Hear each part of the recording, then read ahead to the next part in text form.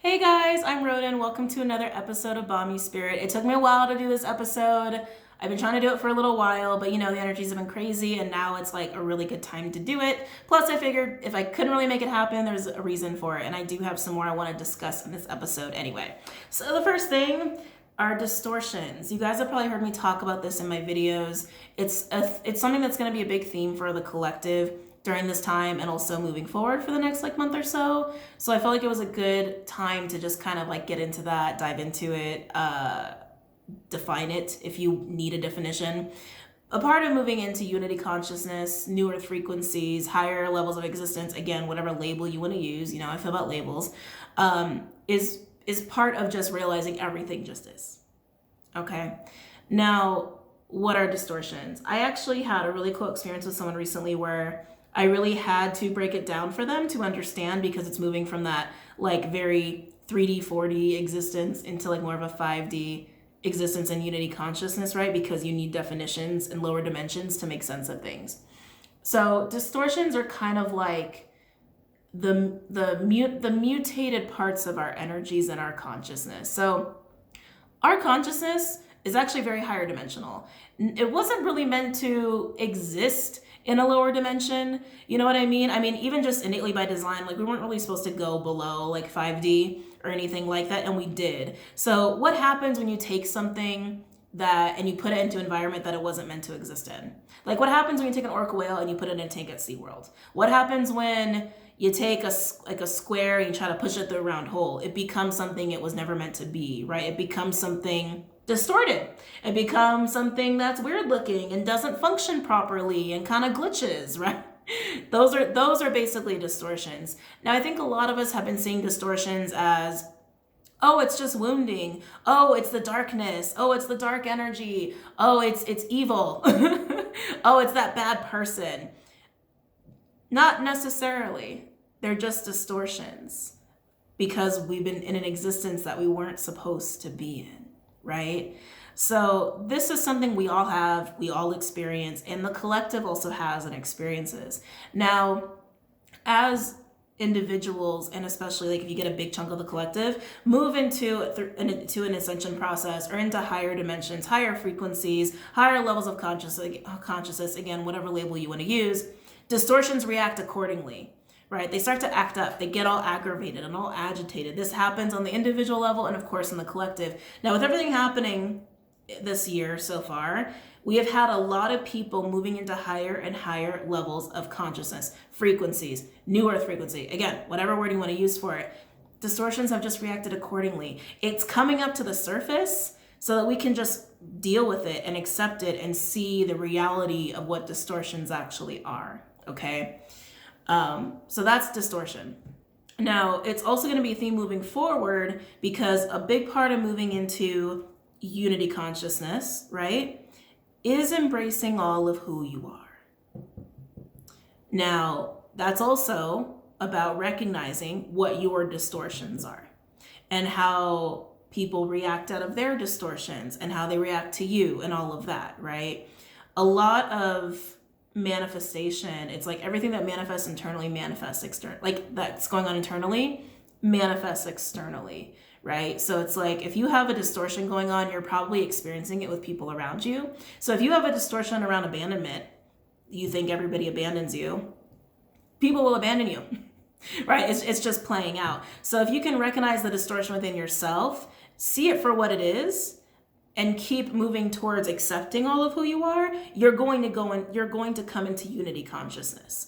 And people around you might react accordingly out of their own distortions in an extreme way. Again, this is why we're seeing this play out on the collective scale, all right?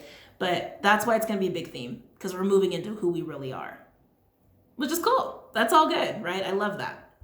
So anyway, moving forward to the next topic, I really wanted to talk about words, the power of words, manifestation, and all of that. So let's talk about distortions relating to that, and that'll naturally lead us into the topic.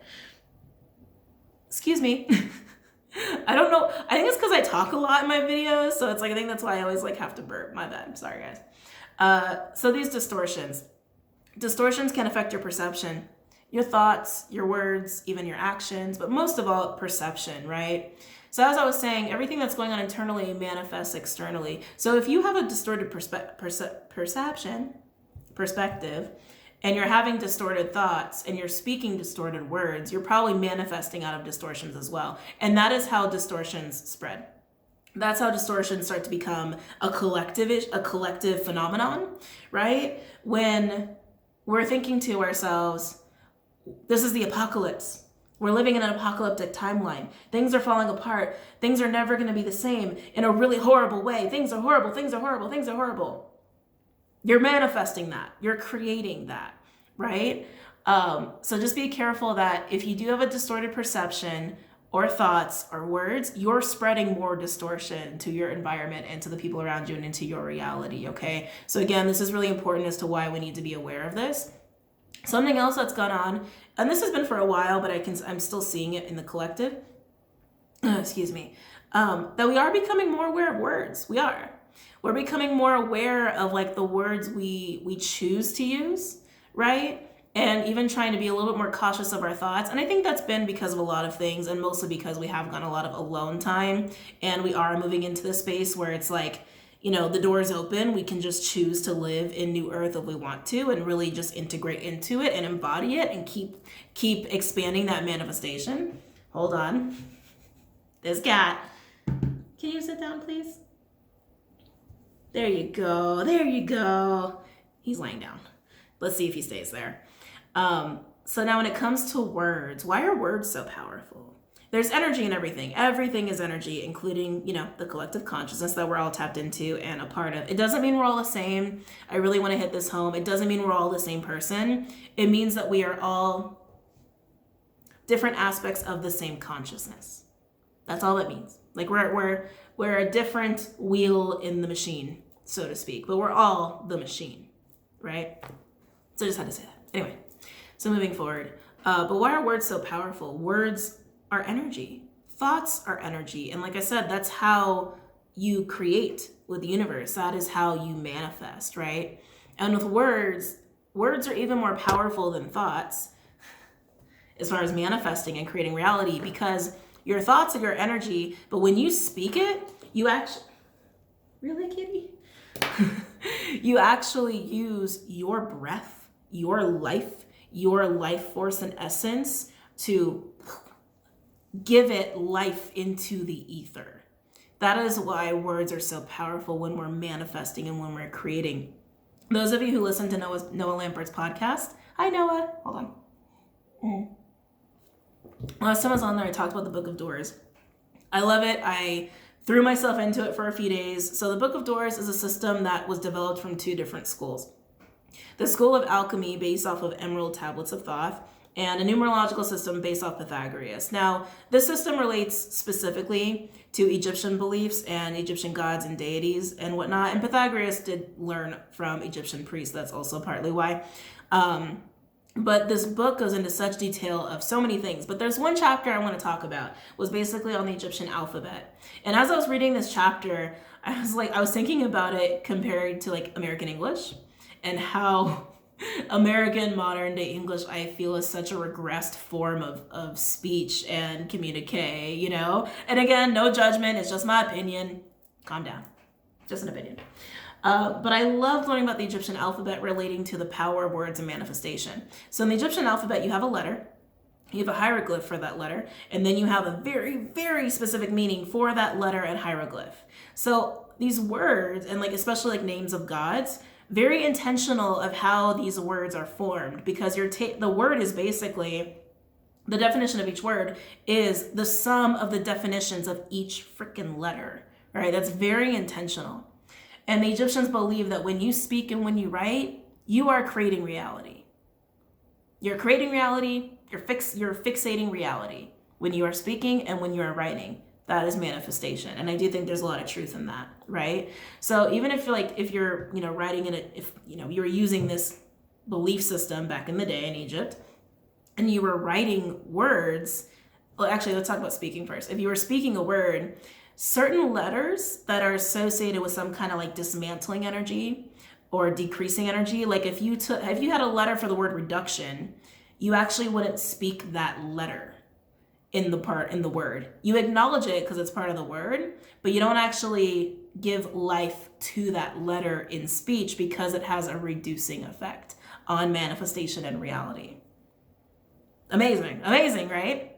When it comes to hieroglyphs, it's kind of the same concept. So if you're writing a word or you're writing a hieroglyph, and you need to use that letter or that word or that hieroglyph, whatever, and that letter or that image, that hieroglyph has a reducing effect, you actually smudge it out. So it doesn't have like as great of a reducing effect in whatever reality you're trying to create or manifest or speak or acknowledge as truth. You see what I'm saying? So yeah, words are very powerful when it comes to manifesting and the way we speak to people.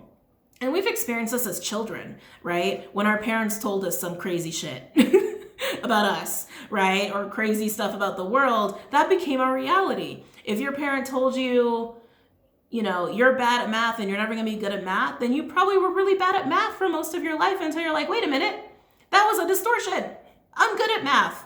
Oh, all of a sudden I'm good at math. You know what I mean? It almost creates a sense of like prophecy in a way, especially when you're speaking to children. So again, it's people in the collective are becoming more aware of words. They might not even be sure as to why, but that is part of the reason. Because when we speak, we are creating reality. So if you are reiterating a bunch of stuff I think I was getting called. That was weird. So if you're reading a bunch of stuff that you're reading about COVID and all of that, be very careful because you're creating reality as you're speaking on it, right? If you're talking about how you want to have heaven on earth and excuse me, and everybody can work for themselves and people can work from home, but most of their life is spent with their family and doing things that they're supposed to do and doing things that they love, that's the reality you're trying to create and that's the timeline you're pulling in. So again, something to just be aware of. Now the effect on other people, so like I said earlier, that is also how you spread distortion as you speak from distortion.